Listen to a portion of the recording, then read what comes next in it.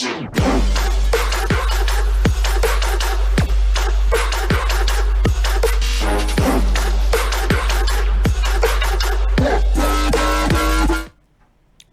soy el proceso. Pienso mucho en lo que me ha pasado en todos estos años. Me siento como si yo fuera el proceso, como si todo alrededor del proceso tratara en realidad sobre mí. Esto es lo que declaró Joel Embiid en un postpartido, si no recuerdo mal, si no me falla la memoria, es en un postpartido allá en su primera temporada, la 2016-2017. Como prometimos hace 2 semanas, tenía muchas ganas de hacer un programa especial hablando de uno de los equipos de los cuales más me interioricé a lo largo de toda mi vida siguiendo la NBA, como son los Philadelphia 76ers. Podemos aprovechar un momento perfecto donde la temporada del equipo en Pensilvania está totalmente finalizada, porque Embiid no va a volver a jugar, porque están muy mal en el récord actualmente, están 12 en la tabla actual de la conferencia este, y van a ir por un borrón y cuenta nueva con la temporada que viene. No hablo en cuanto a roster, no hablo en cuanto a jugadores, sino que barajar y dar de nuevo para los Sixers. Programa especial porque es un informe, es el primer programa de todo In Your Face que es plenamente un informe. Primer programa donde estoy con un headset porque no estoy solo hoy. Hoy vamos a estar con, lo conocen todos, no necesita demasiada presentación, el señor Marcelo Nogueira, que si no me equivoco ya lo tenemos en vivo. Ahí está Marcelo, ¿cómo estás? ¿Qué tal, Nehuen? Bueno, muchas gracias por la invitación, especialmente porque se trata de Filadelfia. Sí, justamente por eso decidí invitarte a vos, porque venía perfecto en cuanto a fanatismo por Filadelfia tuyo, conocimiento en general, seguimiento de la liga, absolutamente todo. Así que ese era el principal motivo y vamos a repasar, o sea, el proceso, justamente el proceso de lo que vendrían a ser los Sixers de cara. Vamos a arrancar bastante lejos en el tiempo. Tenemos una temporada, la última temporada que juegan playoff antes de Joel Embiid, justamente. La 12-13, temporada 12-13. Ahí tenemos el roster.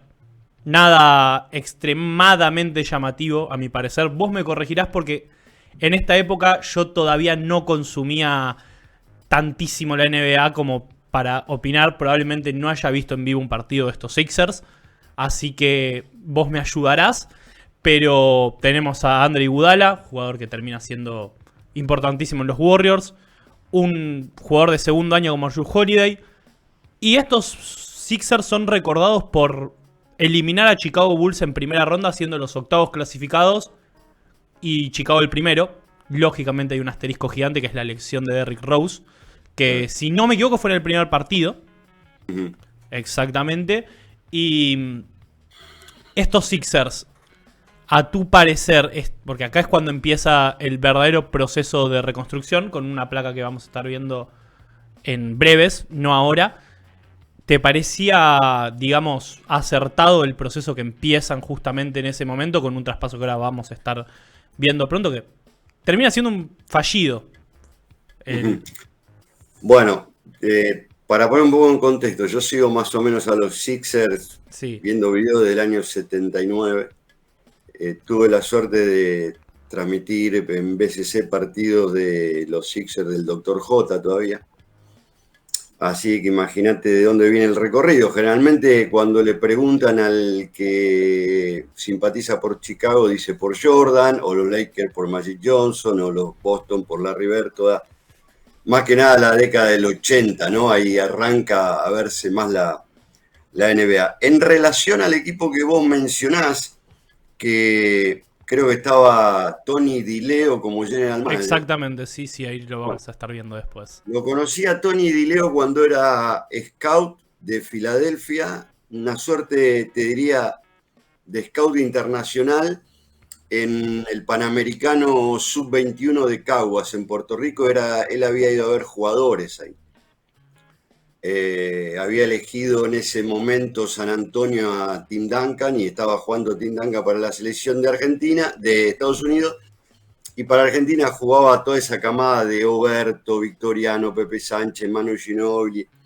Claro. De ahí lo conozco a Tony Di Leos, nos quedamos charlando con él, con Alejandro Pérez y otros scouting que habían ido a ver jugadores, y en aquel momento se sorprendía por un grandote que vos habrás leído, canadiense, McCullough, que después tuvo una carrera efímera en la NBA. Un Colorado. Un Colorado, exactamente, sí, de los Sixers de Iverson, sí. Sí, era uno de los mejores proyectos que tenía Canadá en ese momento. Y Argentina tenía a Ginóbili, pero en realidad los mejores proyectos eran Oberto y Victoriano de ese equipo.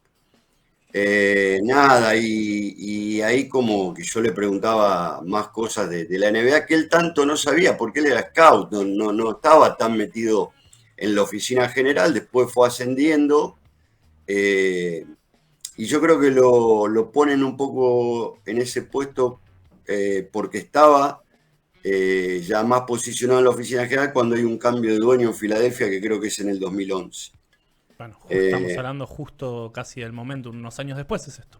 Claro, y ese equipo que vos mostrabas en esa placa, ahí tiene dos jugadores que muy jóvenes, como Iguodala, que fue campeón con Golden State Warriors y MVP de una final, y también a Jrue Holiday, que obviamente no es el Jrue Holiday de los últimos 5 o 6 años, pero llegó a jugar con Chapu Nocioni en Filadelfia. Esta temporada que puse, Chapu la juega, pero es cortado a mitad de temporada, por eso no está. Y él arregla la salida para irse a Real Madrid porque no lo ponía el entrenador, ¿viste? Estaba cansado de estar ahí. Esto lo hablé con Chapu varias veces. Y después era una serie de jugadores bastante jóvenes, con supuesta proyección que no pasó nada, como Turner, como Young. Sí, un equipo que tuvo ese impacto, como vos decías, en la primera ronda de playoff, pero ahí como que empiezan los años oscuros de Filadelfia, ¿no? Sí, era un equipo como... Después de ese año. Medio en tierra de nadie, por decirlo de alguna manera. Sí. Este equipo. Sí, totalmente. Un equipo ahí medio en tierra de nadie. Y justamente por ser un equipo en medio tierra de nadie, a mi parecer, siendo que quisieron dar un golpe, se metieron en un intercambio potente. Pero antes vamos a ver lo que fue. Ahí estaba también, mirá, lo que vos mostraste, estaba, mirá, Elton Brand. Sí. Que después fue general manager, que era un jugador suave, ¿viste? Un jugador livianito, digamos, un 4, a veces para 5, pero sin mucho carácter. Bueno, como después fue como general manager. Fue pick 1, si no recuerdo mal, Elton Brand. ¿Fue qué? Pick 1 con Chicago. No me falla la memoria, a principios de los 2000 o 99, una cosa así. Draft 2012 lo vamos a repasar rápido porque no tiene muchísima importancia, pero bueno, decidí ponerlo también. Ahí está, estos dos jugadores seleccionan los Philadelphia 76ers. Mo Harkless con una carrera bastante más larga en la NBA que su compañero Arnett Moultrie, que la realidad es que lo conocí haciendo la preproducción de este video, de este programa, así que nada muy importante. Bueno, podrían haber drafteado a Draymond Green, a Chris Middleton, todas esas cosas las pongo abajo porque son llamativas, pero en el momento, como lo hablamos también en Crossover nosotros en el programa de cierre de mercado, todo lo que son los picks futuros o picks de segunda ronda puede terminar saliendo bien, mal, no hay que prestarle tanta atención, pero acá sí hay que prestar atención al traspaso que hacen los Sixers, que en realidad no lo hacen los Sixers, se meten en el traspaso de Dwight Howard. Consiguen a Andrew Bynum, consiguen a Jason Richardson, dando a cambio Iguodala, que se va a Denver Nuggets, Nikola Vucevic y el recién drafteado Harkless Orlando Magic, se meten en el traspaso y consiguen esto. ¿Te acordás en ese momento qué sensación había, particularmente tuya o en general, de Filadelfia con este intercambio? Si iba para más, si iba para menos. Igual ya sabemos lo que terminó pasando, ahora lo vamos a ver, pero en la previa, en el diario el viernes. Vucevic era una incógnita y a mí la verdad que la salida de Iguodala me pareció que no tenía sentido, que se tendría que haber quedado con Iguodala. Iguodala en aquel momento tenía muchísimo menos tiro largo que lo que después pudo llegar a tener un poco en Golden State Warriors. Pero se veía que era un jugador en evolución y ya se destacaba como un gran defensor. Pero bueno, nada. no recuerdo bien qué sensaciones, ¿viste? No, tampoco era que estamos hablando de más de una década atrás, Sí. donde recién empezaba a llegar la información a diario por internet, tal vez un poquito antes, ¿no? Después del 2003, 2004, 2005, pero no, siempre yo tenía la esperanza que todo sea para mejor. La salida de Godala me pareció realmente innecesaria. Por Andrew Bynum, Jason Richardson, y vamos a ir rápido al roster que le queda esa temporada, que tiene un asterisco gigante. Porque así es como planean arrancar la temporada. Mantienen a Holiday, Evan Turner, que había sido pick 2 hace muy poco tiempo, Tadeusz Young, que también había sido un pick alto, si no recuerdo mal, también hace un poquitos años. Richardson y Andrew Bynum, que acababan de llegar. Un equipo, está bien, se ha ido Udala, tuvimos este traspaso, pero automáticamente hay algo que creo yo que es el comienzo del abismo de los Sixers. Sí, ahí no la pegaban tampoco. O sea, Juan Grant ya era un jugador que Sí. se sabía. Spencer Hayes también, o sea, todos jugadores complementarios. Podría decir, bueno, Jason Richardson, pero Trae Young ya se notaba que no, que era una cuarta, quinta espada. No era un buen equipo. Y encima dirigido por Duke Collins. Duke Collins tiene una mala salida de Chicago, prácticamente Michael Jordan lo echa. Sí. Y después cae en Filadelfia, y la verdad que todo lo que recogí yo de Duke Collins como entrenador, bueno, Chapu lo tuvo, noción. Sí. No es bueno, ¿viste? Era una época de transición de la NBA, y después ya lo vas a ver cuando lleguemos al caso de Sam Hinkie, ¿no? Exactamente. Lo que decía que es el comienzo del abismo, por decirlo de alguna manera, de estos Sixers, de este proceso justamente, es lo que vamos a ver en la placa siguiente, que es Digamos realmente... que eso Filadelfia, o sea, Filadelfia había por última vez estado en una final con Allen Iverson. Exactamente. Esto es realmente Mm, absurdo. claro, No tiene otra palabra.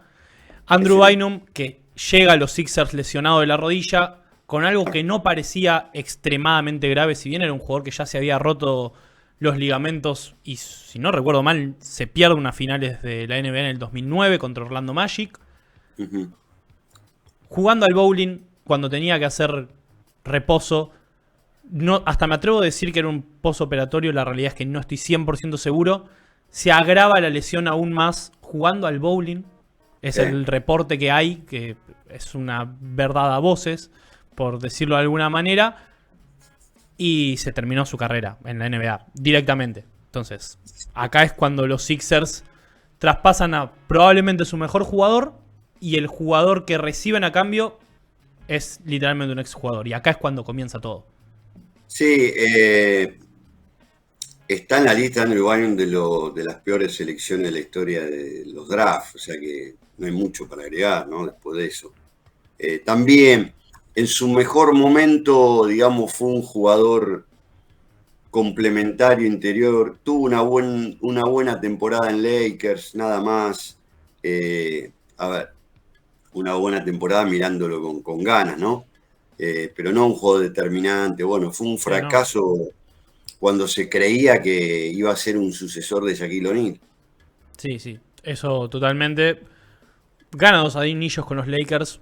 Si no recuerdo mal, Sí, como dije, hay uno que ni siquiera juega las finales porque estaba lesionado. sí. Y llega a ser Pero hay, All-Star una vez así, medio de rebote, si sí. no recuerdo mal. Pero hay una temporada que la juega bastante bien como recambio, tiene buenos partidos, pero bueno, nada, o sea, no. Y esto es lo que le pasa en Filadelfia, ¿no? Exactamente. Y acá es cuando comienzan los Sixers a divagar. Aunque no tiene una temporada tan desastrosa, la 12-13, ahí vemos que terminan en el puesto número 9 de la conferencia, medio peleando por entrar a playoff, aunque el récord es bastante negativo. Jason Richardson se lesiona a la mitad de temporada por mucho tiempo. Andrew Bynum no llega a debutar directamente con los Sixers. Y Jrue Holiday termina siendo el star. Un jugador joven, como vos decías, que no es una selección muy alta en el draft, de Filadelfia en el 2009. Y parece haber una mini irrupción en él a cuanto a nivel personal. Pero era un equipo que, como vos decías, no iba para ningún lado. Y un equipo que no iba para ningún lado, terminó la franquicia decidiendo. Y acá vamos a dar pie a uno de los principales protagonistas de toda esta historia. En el final de la temporada 12-13, el general manager que vos mencionaste, Tony DiLeo, es sustituido por Sam Hinkie. Sam Hinkie, que es el creador de todo lo que actualmente conocemos como The Process, el proceso. Y la primera decisión que toma Sam Hinkie al llegar es cambiar el entrenador también. Vos mencionaste, Doug Collins juega de hecho en Philadelphia 76ers. Como coach en esas temporadas no termina de cerrar. Contrata a Brett Brown, Sam Hinkie. Y Brett Brown en su conferencia de prensa inicial de presentación dice lo siguiente. Y acá es realmente donde hay un punto de quiebre en lo que vienen a ser estos Philadelphia 76ers. Conferencia de prensa de anuncio de nuevo coach. Todos sabemos que el dolor de la reconstrucción es real. Espero que todos comprendan la cantidad de paciencia que vamos a tener. No aceptación, paciencia. Esto decía Brett Brown apenas asumir y claramente se nota que es un punto de quiebre total y vamos a estar viendo de inmediato casi un cambio de rumbo total en los Sixers. Una época oscura. En cuanto bueno, ahí hay que decir un poco, para poner en contexto, quién es Sam Hinkie. Sam Hinkie, un neerlandés, un holandés en aquel momento todavía, sí. Que ingresa a trabajar en la oficina de Houston Rockets como asistente del general manager, que en ese momento era Daryl Morey. Y Sam Hinkie es uno de los que empieza, digamos, a poner énfasis en las estadísticas avanzadas. Había hecho un año antes un tanteo para entrar a Filadelfia, había tenido una entrevista, no llega, y al año siguiente llega a Filadelfia como general manager, saliendo de Houston y ya con Daryl Morey, que actualmente es el general manager de Filadelfia, como general manager de Houston, donde ahí arranca el tema del small ball, la big data y todo ese cuento, ¿no? Así que ese es un poco de quién era Sam Hinkie, que después tiene una salida bastante lamentable con esto del famoso El Proceso. Presionado Filadelfia por la misma NBA, porque acá, más allá de mi opinión, que obviamente estuve en contra del proceso y estoy en contra de todos los equipos que hacen tanking, y vos fijate que no elige a cualquier entrenador Sam Hinkie, elige a Brett Brown, que es una rama del árbol de Popovich. Uno de los tipos famosos por hacer tanking, que es Greg Popovich, que ya lo hizo en su momento para poder obtener una clasificación alta en el draft y le sale la suerte de tener el pick 1 que elige a Tim Duncan. Exactamente, sí. Entonces, bueno, se trae a Brett Brown, al que yo conocía como entrenador de Australia. Él fue el entrenador de Australia en Londres. ¿Cómo? En Londres, en los Juegos Olímpicos del 2012. No, en Londres no me acuerdo, pero sí seguro, donde yo lo conocí fue en Turquía siendo entrenador de Australia. En Turquía 2010. 2010, sí. Un entrenador medio pelo, o sea, sin ningún tipo de espaldas, como, bueno, y elegido para hacer esta maniobra totalmente desleal y antideportiva que muchos equipos hacen, como después Sam Presti en Oklahoma, otro del riñón de Popovich, o rama del árbol de Popovich, de llevar a lo peor de lo que se pueda esperar a Filadelfia para tener buenas elecciones en el draft, en donde, bueno, una de las grandes elecciones es Joel Embiid, con esto que vos mencionabas en la placa inicial de que Joel Embiid se autocalifica como ser, él es el proceso, bueno, un proceso realmente nefasto, desde mi punto de vista, sobre todo porque las 2 primeras temporadas él no las juega. Sí. Y bueno, y ahí empiezan un poco todos los problemas de Embiid, más allá de 2, ponele, temporadas importantes que tuvo a lo largo de su carrera, donde prácticamente casi que jugó menos partidos de los que estuvo ausente. Y probablemente. Realmente no tengo la data en la cabeza, Claro, pero había una seguro. estadística, pero está ahí cerca, ¿eh? Debe ser. Cerquita. Es un caso parecido al de Zion Williamson. Bueno, otro jugador que también tenemos para ahondar en alguna otra ocasión. Pero bueno, este es Sam Hinkie, un tipo en realidad excelente estudiante de high school en universidad, hombre de negocios, que entra a Houston y después va a Filadelfia. Exacto. Y ahí tenemos lo que vendría a ser el comienzo de todo. Primero en el pick número 11 del 2013 seleccionan a Michael Carter Williams. Sí. Ahora vamos a ver qué termina sucediendo con Carter Williams, pero es anecdótico también porque era un jugador que nadie esperaba absolutamente nada, como Giannis Antetokounmpo. Sale drafteado 4 posiciones después. Son las cosas del destino. Creo que nadie en ese momento hubiese elegido a Giannis por encima de Carter Williams, que venía de tener una buena temporada, una buena temporada universitaria, luego de una que casi no juega en Syracuse. Lo draftean y acá luego hay un traspaso que realmente creo que empieza a demostrar todo lo que yo coincido con vos. Me parece que es deportivamente totalmente desleal, que es jugador que rinde, una tendencia que se repitió bastante en estos Sixers estos 2-3 años. Jugador que rinde, jugador que traspasamos. Jrue Holiday se va a New Orleans Pelicans a cambio de Nerlens Noel, que había sido el pick 6, y un pick 10 que termina siendo Elfrid Payton. Pero ¿cuál es el tema acá? Nerlens Noel se rompe la rodilla jugando en Kentucky y se sabía que iba a ser baja por toda la temporada. Y los Sixers, confiando en que Nerlens Noel, que apuntaba para ser el número 1 antes de su lesión, de un draft realmente muy triste, apunta para ser número 1, lo agarran los Sixers. Y acá es cuando arranca el verdadero papelón, a mi parecer, porque traspasaste a tu mejor jugador por un jugador que no va a jugar. Así que tenemos algo grave. Y el roster queda así. También un roster cero competitivo. Acá ya tenemos jugadores que venían estando antes. Jugadores nuevos. Nerlens Noel, que no juega, como lo vemos ahí. Jason Richardson sigue lesionado. Y Michael Carter Williams, que termina siendo el rookie del año. Pasamos a la siguiente placa donde está actualizado un par de movimientos. Michael Carter Williams con esos números buenos. Michael Carter Williams, que tiene uno de los mejores debuts en la NBA.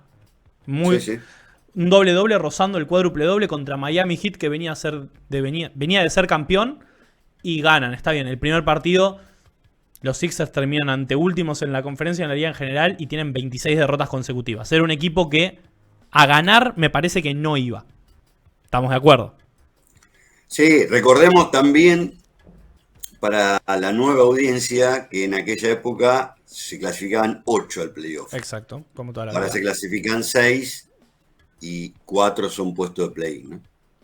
Totalmente. Solo como ahí te meto un asterisco. Sí, sí, obvio. Un detallecito, nada más. Sí, o sea, eso hacía que en cierto punto, avanzada la temporada, ya sepas que no tenías chances de competir para absolutamente nada. Porque ahora, siendo 10, entras al play-in y ganando 2 partidos, tal vez te metes a los playoffs. Claro. Y tal vez el 11 y el 12 son equipos flojos que están al mismo nivel que el 10 y te puedes meter. Acá ya es totalmente imposible, pero con este equipo igual no había ni chance ni de pensar de absolutamente nada. Y ni siquiera era el objetivo de ellos, como lo dijo el propio Brett Brown cuando asume. Sí. Yo creo que esa época de tanking de Filadelfia, entre otros equipos, no vamos a culpar de todo a Filadelfia, empieza a mover algún tipo de idea en la NBA para evitar tanking, porque tanking hubo siempre, desde que está el sistema de draft, si uno recorre la historia, pero bueno, estamos hablando de las últimas 2 décadas y media, ¿no? Generalmente.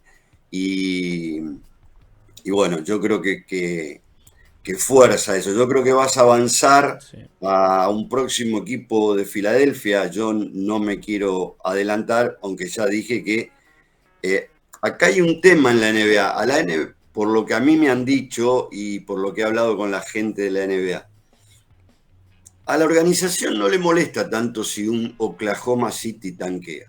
Sí. El problema es cuando tanquean los equipos de los mercados grandes, como lo llaman ellos, como Filadelfia, Sí, o si tanqueara Boston, o si tanqueara Lakers, o si tanqueara Chicago, cosa que no ocurre.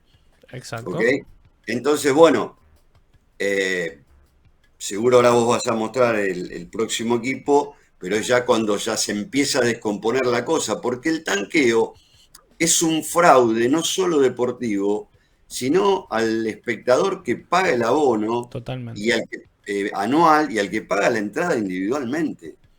O sea, yo te digo, esto es imposible de afirmar que jugás a perder, pero cuando vos ves la conformación del equipo y el staff técnico que tenés y cuál es el ranking de la temporada, yo si fuese un abonado anual presento, no sé, en un juzgado de Filadelfia una demanda. Sí, sin duda.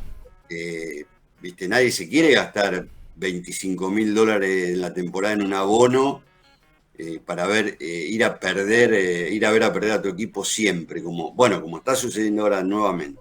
Sí, sin duda. De hecho, vos lo mencionaste, pensé que lo ibas a decir.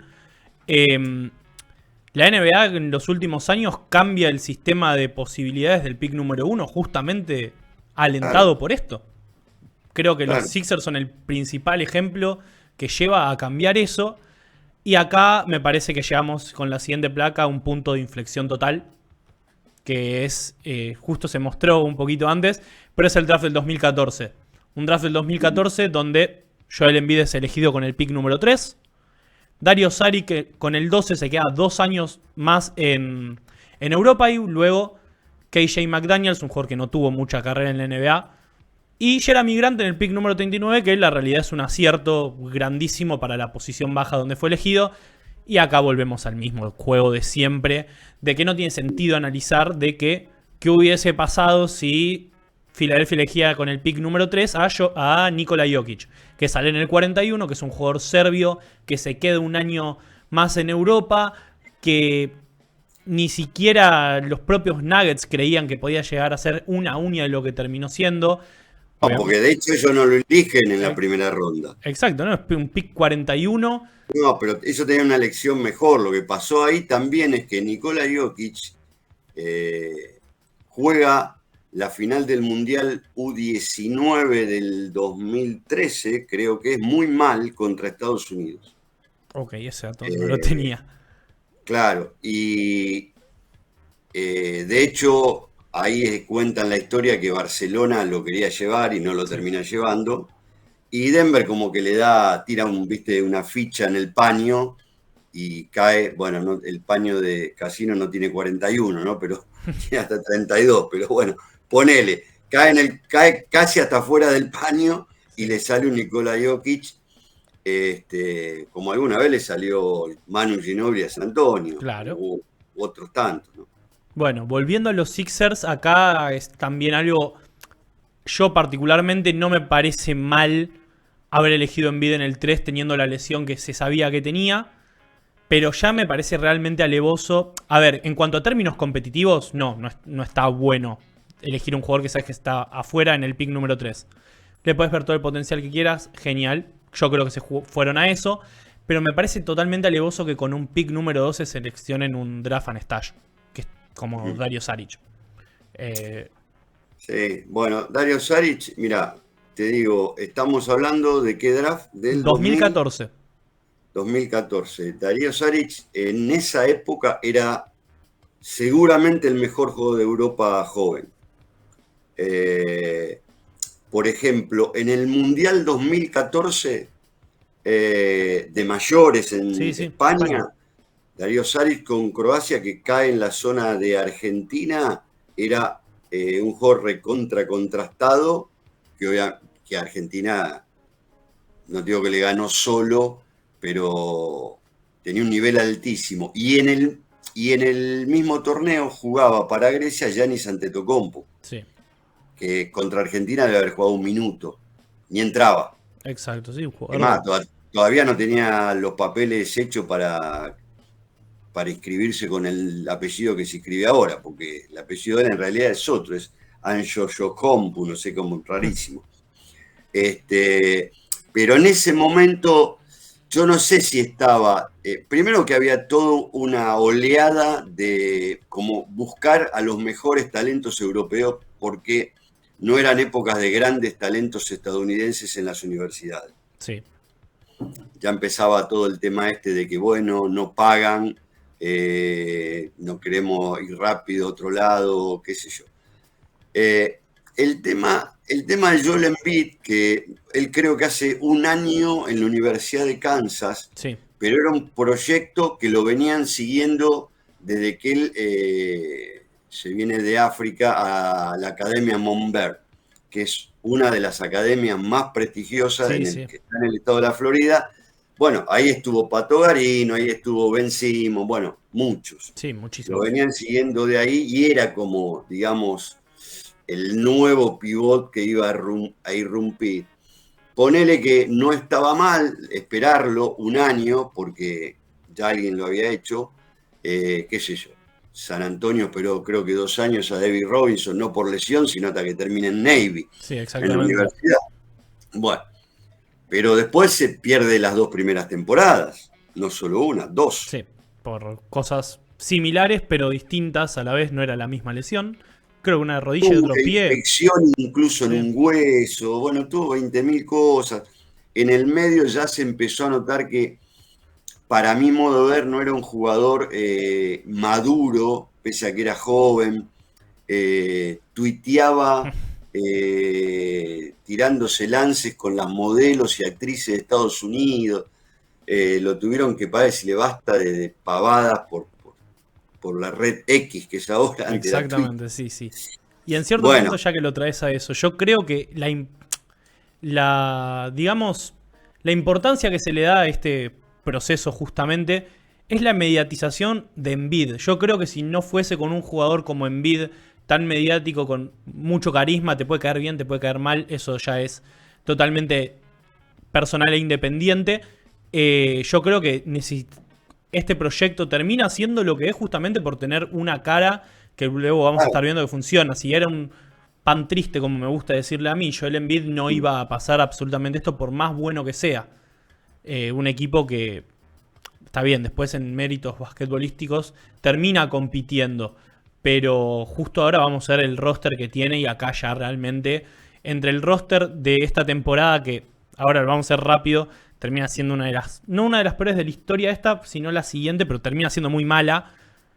Y el traspaso que vamos a ver a continuación, que es una versión de Jrue Holiday 2.0, que es el traspaso de Michael Carter Williams, que se va de Filadelfia y prácticamente se acaba su carrera en la NBA, a cambio de un pick que termina siendo Mikal Bridges, que después vamos a ahondar un poco más, pero acá más de lo mismo. Lo que pasa con Jrue Holiday pasa con Michael Carter Williams, jugador que rinde, jugador que traspasamos a cambio de futuro. Ahora no queremos ganar, no sé qué tanto podía hacerte ganar Michael Carter Williams igualmente, pero nada, y el roster y el equipo termina teniendo un récord, ahora vamos a ver en pantalla, de 18-64, anteúltimos en la conferencia nuevamente, arrancaron con un parcial de 0-17, un equipo que, está bien, había debutado en Nerlens Noel, tampoco vemos esto y salvo algún que otro jugador joven que terminó haciendo carrera en la NBA como jugador de rol, dígase Robert Covington, dígase Jeremy Grant, también un nada más. equipo... Nada más, porque después tenés todo, Isaiah Khan, Anthony Grotten, Glenn Robinson tercero, bueno, creo que terminó jugando en la Argentina en algún equipo de Córdoba, me parece que jugó acá en Argentina, Jakar Johnson, bueno, todo, salvo como vos dijiste, Robert Covington, que por sus dotes defensivos también, Sí, además. No es porque era un monstruo, viste, de jugador que te iba... lo que pasa que Mirá, en los equipos así tan malos como estos, siempre hay uno que se va a destacar, Sí, porque alguien tiene que hacer los puntos. Generalmente se hacen 90, 95 puntos, 100 sí. puntos, 110. Bueno, entonces eso te vende una imagen de algún tipo de jugador, eh, bueno, que vos decís, che, este bueno, podría haber sido bueno, pero ninguno de esta plantilla, salvo creo que Robert Covington, Nerlens Noel terminó Sí. jugando en Capitanes de México. Nada, malísimo el equipo, a propósito, ¿no? Sí. Hecho a propósito. Sí, no, o sea, los famosos números vacíos. Sí, sí, Literalmente. O sea, jugador que te va a destacar porque juega sin compañeros, es un claro. poquito mejor que los demás, o por lo menos le pone un poco más de empeño y termina destacándose estadísticamente, porque después en cuanto a competencia no hay nada. Y vamos a pasar a la siguiente temporada, que es el abismo realmente total. Primera temporada que se pierde Joel Embiid es esta, la 14-15. Para la 15-16 se suponía que iba a llegar, vamos a estar viendo luego que no llega. Draft de 2015. Los Sixers siguen con su proceso de conseguir posiciones altas en el draft. Con el número 3 seleccionan a Jahlil Okafor. Pick número 37, Richaun Holmes, un jugador que sigue actualmente en la NBA. O sea, para ser un pick número 37 tiene una carrera que podría ser cualquier elección de segunda ronda. Y sin draftear terminan fichando a TJ McConnell, un jugador que en cierto punto forma parte también algo de la cultura que vendría a ser el proceso. Y luego también, lo que siempre digo, no tiene sentido analizarlo. Con el 4... Okafor apareció el otro día con un contrato de 10 días, no me acuerdo Exacto, en en qué equipo. Indiana. En Indiana En Indiana. Pacers. En Indiana Pacers. No tiene sentido comparar qué hubiese pasado si Porzingis iba a Filadelfia, si Devin Booker iba a Filadelfia. Jahlil Okafor es campeón de la WNCAA con Duke, equipo con Justice Winslow, que le gana la final a Wisconsin de Franz Kaminsky. Y tenía sentido elegirlo alto porque era probablemente con Karl Anthony Towns los dos mejores jugadores universitarios del último año. Y la realidad es que vamos a ver el roster ahora que le queda a estos Sixers, que también es funesto. También tenemos... Sigue Covington, Nerlens Noel, pero después, además de Jeremy Grant y Embiid lesionado, también tenemos TJ McConnell que hizo carrera, pero después jugadores que en cierto punto eran para perder partidos. Y pasamos ahora a lo que sí es el roster final, donde tenemos las estadísticas de la temporada y es la peor temporada de la historia de la NBA. Récord de 10-72. Un equipo donde destaca Jahlil Okafor, que fue primer equipo de novatos, con buenas estadísticas, con un juego interior, un juego de pies ofensivo bastante bueno, pero muy anticuado a mi parecer, que por eso Jahlil Okafor termina teniendo en parte la carrera que termina teniendo, más allá de lesiones. Jahlil Okafor es un jugador que llega a la NBA probablemente 15 años más tarde de lo que podría haber llegado un jugador de su estilo, pero acá tenemos de vuelta a Joel Embiid lesionado, como vos dijiste, por una infección que lo tienen que operar nuevamente, y acá es cuando estamos en el abismo total del proceso, y un proceso que termina su primer parte porque al final de la temporada tenemos que destacar la siguiente placa, donde tenemos las caras. Tenemos que destacar que llega Jerry Colangelo, que viene a ser el presidente de operaciones por encima del GM, y pone a su hijo Brian Colangelo de asistente del general manager, y Sam Hinkie como que se termina hartando de que lo tienen atrás o serruchando o molestando por decirlo de una manera, y termina renunciando. Bueno, esto es un poco lo que yo te contaba antes. O sea, por la presión de la NBA, pues Brian Colangelo es un tipo de Phoenix Suns, del riñón de Phoenix Suns de la década del 80. Brian Colangelo, que es el hijo, te va a parecer raro, pero esto es una historia de la prehistoria. Brian Colangelo estaba casado con Bárbara Bottini. Bárbara Bottini fue la primera relacionista pública para los periodistas de América Latina. Entonces, cuando por primera vez yo viajé a ver partidos de NBA en 1987, Bárbara Bottini era una chica jovencita, rubia, muy linda, que hacía ese trabajo y era la que nos mandaba, digamos, la autorización para la acreditación. Y después se casó, o sea, vio el filón de casarse con un millonario y se casó con Brian Colangelo. O sea, ya el sueldito de la NBA no le alcanzaba.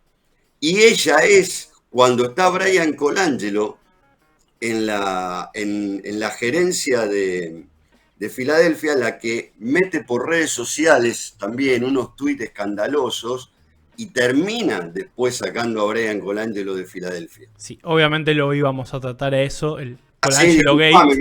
me adelanté. Sí, pero es normal, es imposible de no mencionarlo. Totalmente. Porque son como mojones, digamos, dentro del camino ripioso de Filadelfia. Sí, es todo realmente absurdo. Yo me acordaba de cosas. Acá yo ya seguía profundamente la NBA, me acuerdo, pero por una cuestión de edad no seguía tanto los entretelones que tiene. Tal vez sí me enteraba que había habido unos posteos en Twitter que hicieron despedir que lo dejaron expuesto, todo eso. Pero acá ya es donde...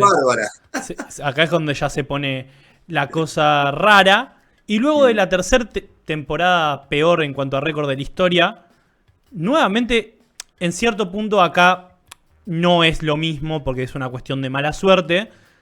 Pero draft 2016, pick número 1, por lógica. Esta es la herencia que deja Hinkie, que te permite elegir a Ben Simmons. Exactamente. Ben Simmons, pick número 1, jugador de Louisiana State, jugador de Montverde Academy también, que creo que no llega a coincidir con Joel Embiid, me parece que no. Pero... me parece que no. Yo tengo en la mente una foto donde está Embiid, está D'Angelo Russell, está Pato Garino y Ben Simmons no está. No está, sí, claro. Me había olvidado de D'Angelo Russell también que pasó por ahí. Claro. Exactamente. Y pick número 1, jugador que se hablaba del nuevo LeBron James. Acá ya lo recuerdo perfectamente. Se hablaba del nuevo LeBron James. Un jugador que iba a revolucionar la liga. Un base de tamaño de ala pivot con una capacidad infernal para organizar juego y para defender. Y se lesiona en Summer League. En Summer League se rompe el pie o se rompe un dedo del pie fuera por toda la temporada. Acá no es que los Sixers draftean un jugador roto, sino que tienen la mala suerte de que se les rompe. Y termina generando un año de... digamos, un oasis, tal vez en el medio de un desierto. Un año con algo más de expectativas. Termina generando, mejor dicho, un poco más de expectativas. Que es el año donde debuta Joel Embiid, la 16-17. Un Joel Embiid que juega poquísimo, pero con un roster también muy similar en cuanto a lo que veníamos hablando antes. También acá un tema que a mí siempre me llamó muchísimo la atención. ¿Por qué Filadelfia en 3 drafts consecutivos agarra 3 pivots? Tenemos Nerlens Noel que traspasan por él, luego Jahlil Okafor y luego Nerlens Noel, Joel Embiid y luego Jahlil Okafor. 3 pivots elegidos, los 3 arriba del top 6. Y que son pivots o pivots. Ni siquiera es que podías poner a 2 juntos para competir, ¿no? Porque como vimos la temporada anterior, Nerlens Noel y Jahlil Okafor jugaban juntos. Pero acá también llega Dario Saric a la NBA. Y vamos a arrancar con lo primero de lo papelonesco, a mi parecer, que terminamos teniendo. Que es el traspaso de Nerlens Noel, donde ya empieza todo a desarmarse. Algo que duró muy poco. Como decíamos antes, eligen jugadores en posiciones altas, no terminan rindiendo, los terminan arruinando, tal vez por hacer un proyecto que no encajaba. No era un buen jugador. No rindió nada. No, hay muchos jugadores que se supone que tienen una proyección y después terminan siendo un fiasco. Y Filadelfia, bueno, digamos que de todo esto, lo de Ben Simmons, mirá, primero, australiano, base zurdo, sin tiro de 3 puntos, que no desarrolla en toda su carrera por caprichoso, y que después Filadelfia le hace un contratazo, o sea, una locura. Realmente una locura, todas malas decisiones. Yo creo que salvo los dos, desde que llegó Mori, que también a Mori hay Sí. para darle, ¿no? Ya le vamos a darle, le tocará el momento que lo castiguemos. Los dos únicos aciertos de Mori fueron Tyrese Maxey y McCain. Exactamente. Y McCain, que estaba jugando muy bien, se lesiona, pero... Y si es un Michael Carter Williams 2.0, todavía no lo sabemos, falta muchísimo. Acaba de arrancar. No, y Maxi es un acierto de crecimiento, porque él en su universidad era un escolta, ni siquiera era un pointer, ni siquiera era un base, digamos, al antiguo, era un escolta sin tiro, muy penetrador y muy atlético. Y en Filadelfia, que eso fue lo que mostró el primer año, que no tenía tiro, después, contrariamente, hablamos de Ben Simmons, desarrolló un tiro, tiene una amenaza de tiro de 3 puntos. Totalmente. Pero ahí vemos el traspaso. Sí, que sí. queda... Disculpame que te adelanto, ¿viste? Voy sí, no, par obvio. Está perfecto y vamos a tener que escalones. seguirlo otro día, pero está buenísima la charla y estamos ahondando muchísimo. Pasamos a la siguiente placa, que no sé cuál es porque justo se me... Bueno, Justin Anderson. Bueno, mal de la cabeza. Otro mal de la cabeza, hasta fracasó en la CB de España ahora. Sí, en el Barça. Terminó yendo al Barça. Este es el equipo que tienen los Sixers, donde Joel Embiid, jugando pocos partidos, un equipo con mala temporada. Joel Embiid juega, compite por el Rookie del Año, probablemente por cantidad de partidos no se le pudo dar. Un Rookie del Año que se lo lleva Malcolm Brogdon, jugador de segunda ronda. Y acá tenemos otra cosita interesante, que creo que es con lo que vamos a cerrar por hoy, que vendría a ser el siguiente año, donde ya puede debutar Ben Simmons luego de su lesión, pero antes de todo eso, tenemos la tercer pieza, me parece a mí, del intento de proyecto que tienen los Philadelphia 76ers. Antes tenemos que antes del draft del 2017, Philadelphia tenía el pick número 3, Boston Celtics tenía el número 1, y se hablaba de que Markelle Fultz iba a ir sí o sí a Boston Celtics, que los Celtics iban a usar sí o sí el pick número 1. Esos eran los reportes. Termina siendo Danny Ainge lo que termina haciendo siempre. Y traspasa. Hay un traspaso que esto yo sí me acuerdo latente de haberlo vivido y haberme sorprendido. Se hablaba de que Tatum iba a ser probablemente el cuarto jugador en consideración. Se metía un Josh Jackson tercero, Lonzo Ball segundo. Termina siendo bastante raro el top de este draft viéndolo ahora. Todo traspaso como pick futuro. Unos días antes de la ceremonia, los Sixers traspasan el pick número 3 y un pick futuro que termina siendo el 14 del 2019 por el 1. Y eligen a Markelle Fultz, que era, en cuanto a la venta, la tercer pieza de un trío fantástico entre Markelle Fultz, Ben Simmons y Joel Embiid. Un Ben Simmons que todavía no había jugado, un Markelle Fultz que era, en cuanto al consenso y lo que se decía, el claro jugador número 1 de la camada, y Joel Embiid, que había tenido una primera temporada luego de 2 temporadas en blanco, que levantó demasiadas expectativas, se mostró un jugador muy carismático, que hablaba mucho con la prensa, decía sus cosas, y que además en cierto punto mostraba el grandísimo potencial que tenía. Esto tampoco tiene mucho sentido hablarlo en cuanto a decir qué locura, dejaron pasar a Tatum, se llevaron a Fultz, porque como te estoy diciendo, en ese momento parecía algo lógico. No, era lógico en ese momento. Tatum tenía un historial desde high school de ser que iba a ser una estrella, ¿no? Fultz también. La verdad que después, claro, Fultz, no sé, le cayó un piano encima en la cabeza, tuvo 20.000 lesiones, después en un momento no podía tirar al aro. Sí. Tuvo no sé cuánto tiempo hasta que volvió en Orlando, creo que fue, que no podía tirar al aro, que el hombro, que no sé qué lesión tenía, que nadie le descubría.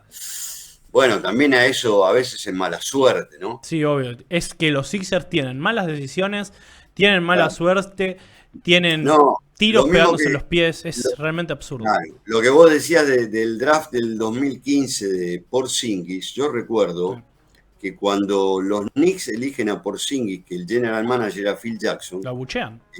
Lo putearon en 500 idiomas. Todo. Bueno, es más, Porzingis no hizo una gran carrera en los Knicks. Era conocido y la verdad que era un proyecto que jugaba en el Valencia, Sevilla.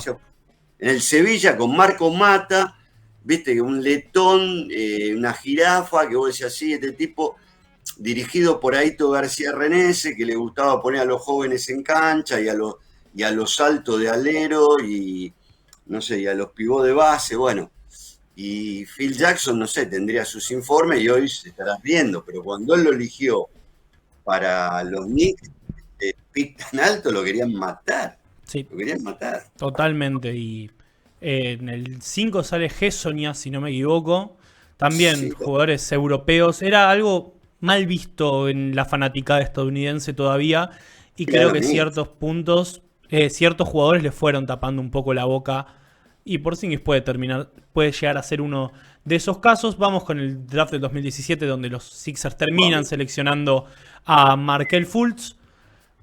Y tenemos que Markelle Fultz podría haber sido el pick número 1 para Tatum. O inclusive Donovan Mitchell. También está Bama Adebayo en el pick número 14, que igual corre por un escalón atrás. Y luego un australiano, Jonah Bolden, que se queda jugando un año en el Maccabi Tel Aviv y no hace carrera en la NBA. Y el roster, como dijimos, Filadelfia en esta temporada ya aspira a algo más, siente que tiene las piezas necesarias para competir. Tenemos un quinteto titular un poco más competitivo, a mi parecer, en cuanto a la disposición, por decirlo de alguna manera. Un Joel Embiid que luego de una primera temporada ya parece estar más a pleno físicamente, aunque nunca lo estuvo en toda su carrera. Fichan a J.J. Redick como agente libre, Ben Simmons debuta y en el medio, cuando ya se dan cuenta que tienen un equipo para competir, descartan a una de sus decisiones que terminan saliendo mal y el valor es realmente irrisorio. Ahora lo tenemos en la placa, que es Jahlil Okafor se va traspasado con Nick Stauskas y un pick 31 que bueno, termina siendo Nick Claxton, que para hacer una elección de segunda ronda, que encima es la primera de segunda ronda, termina siendo un valor bastante bueno por Trevor Booker, que es cortado al mes. Es realmente dejar expuesto las malas decisiones, mala suerte que hubo de un proceso que sí, ahí nunca ya estamos empezó. En época de Elton Brand de General Manager, ¿no? No, es al año siguiente y eso lo vamos a hablar a posteriori. Y tenemos un roster que... Perdóname, claro, todavía Colangelo. Sí, exactamente. Tenemos un roster que termina cumpliendo las expectativas que se tenía. Quintos en la conferencia este. Pasan a segunda ronda ganándole a... Perdón, quintos no salen terceros en la conferencia este. El quinto mejor equipo en cuanto a récord del NBA. Ben Simmons se lleva el rookie del año. Joel Embiid es All-Star por primera vez. Markelle Fultz termina siendo la pieza de esos tres que no termina prácticamente jugando. Porque en esta temporada no es totalmente el problema del tiro, sino que esta temporada es una temporada que juega pocos partidos porque estaba lesionado y no es cuando lo ponían y se quedaba totalmente expuesto. Por ejemplo, esos videos tirando tiros libres, que realmente era una persona que estaba aprendiendo a tirar. Y esta temporada, con una cultura más defensiva, los Sixers, recuerdo que, bueno, Ben Simmons tuvo impacto defensivo desde el primer momento. Joel Embiid, al principio de su carrera, cuando estaba más sano, también era una torre abajo del aro y era un equipo que generaba buenas sensaciones, que vendía bien y que vendía mucho. Y ya de acá es cuando se empezaba a hablar profundamente del proceso como uno de los nuevos equipos del futuro de la NBA. Y para cerrar lo de hoy, porque ya vamos una hora de análisis muy exhaustivo y muy completo, lo que vos mencionaste, tenemos que cerrar con esto, que es un buen cierre a mi parecer, lo que yo titulé el Bryan Colangelo Gate. Acá tenemos, son distintos recortes de Twitter. Vos nos agregaste antes que resultaba que era la esposa la que terminaba escribiendo y no él, pero termina siendo... Acá tenemos, por ejemplo, Joel Embiid es el jugador que necesitamos y merecemos. Y acá alguien pone... alguien no, justamente él. Perdón, soy un fan de Philly. Pero creo que cambiar el proceso por el corneo sería mucho mejor. Ya que es un jugador mucho más inteligente. Con todas cosas que eran filtrar data de adentro del equipo. Opinar mal de sus jugadores. Algo realmente grave que termina así. Vamos a pasar a la próxima. Joel Embiid. Esto también yo creo que son cosas que hacen que el proceso de los Sixers haya sido tan mediático, como lo dije antes, tener un jugador como Embiid, que pasa algo interesante, algo divertido, divertido no, pero algo interesante, algo que va a mover, algo marketinero, y se mete en el juego haciendo como que le están manejando la cuenta sin escribir él, y pegándole justamente a Bryan Colangelo, diciendo que Sam Hinkie que justamente era el GM anterior, donde se sintió presionado, como vos dijiste, donde tenían abajo en cierto punto serruchándole, y termina con esto que va a terminar siendo el final de esta primera parte, que es Bryan Colangelo no despedido, sino forzado a renunciar, básicamente, se le caía la cara de la vergüenza, y Elton Brand, ex jugador de los Sixers que vimos hace un par de años, como general manager, y acá yo creo que empieza una nueva era de los Sixers donde ya están en un proceso mucho más competitivo y deshaciendo toda la primera parte de ello. Sí, Elton Brand ahora de saco y corbata, ¿no? Y en una función debutando también. Totalmente. Función.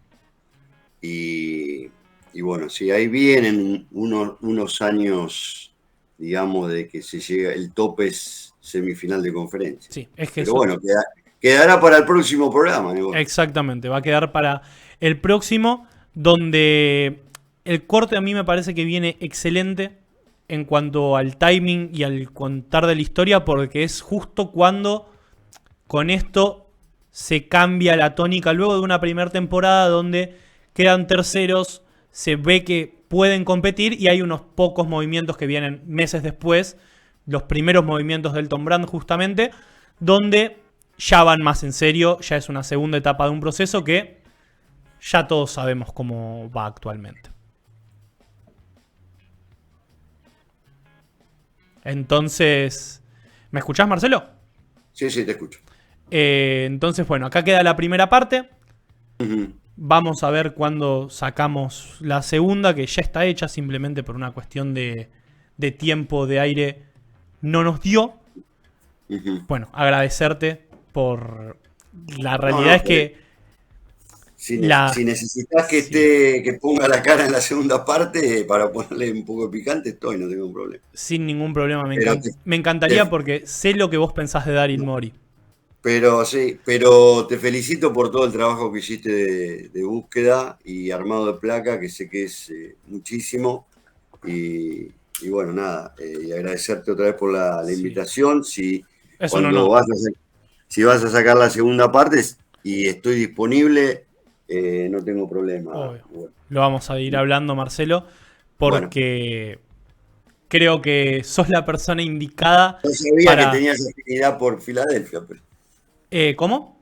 No sabía que tenías afinidad por Filadelfia. Es raro, a mi parecer, porque yo justo cuando me termino metiendo bien de lleno en la NBA, justamente me agarra esto, me atrapa la ola del proceso, de todo eso. Tenía 15 años, no pensaba ni veía tanto como veo ahora las cosas, simplemente un equipo marketinero que empezó a ganar, la historia era muy vendible, era muy comprable justamente. Y bueno, yo me terminé bajando del barco, hace bastante tiempo me terminé bajando del barco. Para la segunda parte vamos a ver cuándo es para mí que termina siendo... Lo raro de todo esto que, bueno, yo obviamente discutí y fustigué mucho a colegas importantes con el tema del proceso, porque a mí siempre, yo siempre hice deporte de chico. Nunca me tocó que nadie me mande a perder un partido por algo, aunque jugara en niveles de mierda, ¿no? Está claro, no jugué ni profesional.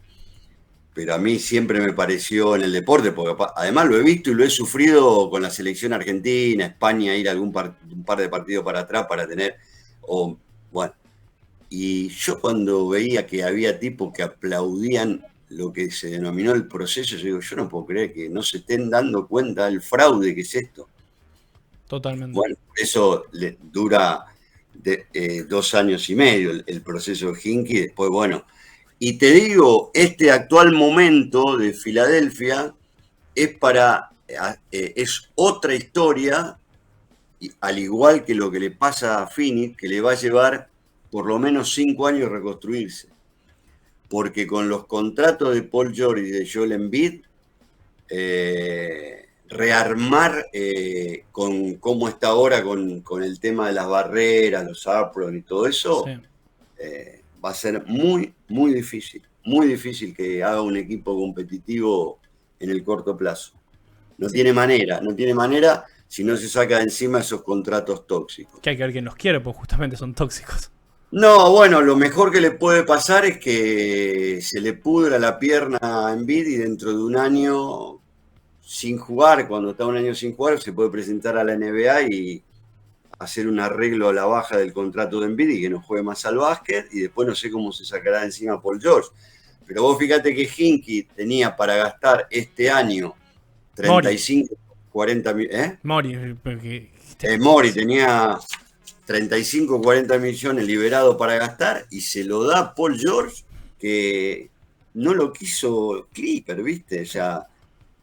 Si lo arreglaba a la baja, no lo iba a arreglar por la plata que quería Paul George, que es otro que tiene la pierna rota. Sí, así que es un no acabar lo de los Sixers. Es un no acabar, no, la Filadelfia es el cuento de nunca acabar.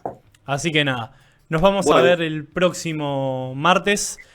Bueno. Queda pendiente la segunda parte, no sé si será el próximo martes o cuándo será, pero nada, esto fue In Your Face, una edición especial que tenía muchas ganas de hacer. Sí. Agradecerte a vos, Marce, por estar acá presente. Por favor. Así que te mando un abrazo. Un abrazo para vos también, Marce. Nos vemos. Gracias. Chao. Estamos a pleno acá. 3:05 de la tarde en la Argentina. Estamos en vivo. Eso es algo que hay que aclarar. Ayer los Sixers, por ejemplo, perdieron. Los Oklahoma City Thunder fueron derrotados por Denver Nuggets en lo que fue su revancha de los partidos de back-to-back. Nada, estamos en vivo. Y el próximo martes vamos a tener programa. Puede ser la segunda parte con Marcelo, ahora lo tenemos que arreglar porque no era planificado hacerlo en 2 partes. Puede ser actualidad, les debo todavía lo del March Madness que está por arrancar. Nada, esto fue In Your Face. Un placer como siempre en 1 contra 1. Nos vemos la próxima para una nueva edición de In Your Face. Chau, chau.